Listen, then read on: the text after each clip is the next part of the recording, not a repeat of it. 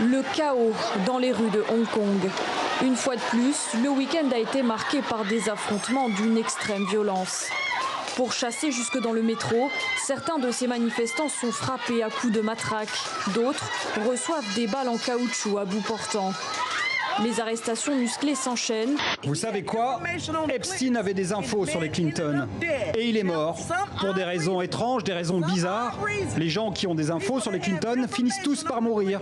Et en général, ils meurent par suicide. La publication a été retweetée des centaines de milliers de fois, y compris par Donald Trump, accusé par ses détracteurs d'attiser la théorie du complot. Le maire de New York, Bill de Blasio, qui brigue et lui aussi la Maison-Blanche, accuse Donald Trump en fait de détourner l'attention sur les Clinton pour cacher ses propres lacunes à la gestion des prisons fédérales aux États-Unis. Eh bien, c'est du ressort du ministère de la Justice, donc de l'administration Trump. Personnage que sous certains aspects on pourrait rapprocher de Donald Trump, puisque on le présente comme étant colérique, impulsif, mais aussi quelqu'un d'assez puté dans la décision, dans la prise de décision. Là, c'est le rendez-vous avec le kiné.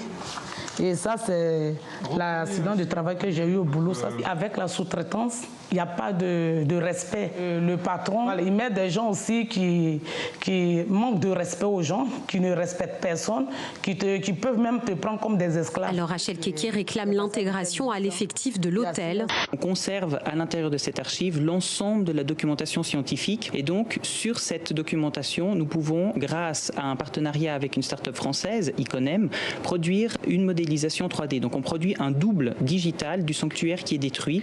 La commune Molenbeek a changé depuis ce qui s'est passé? Depuis les attentats et tous ces événements, moi je trouve qu'on s'est unis. Je parle vraiment pour la Maison des Cultures ou même en dehors.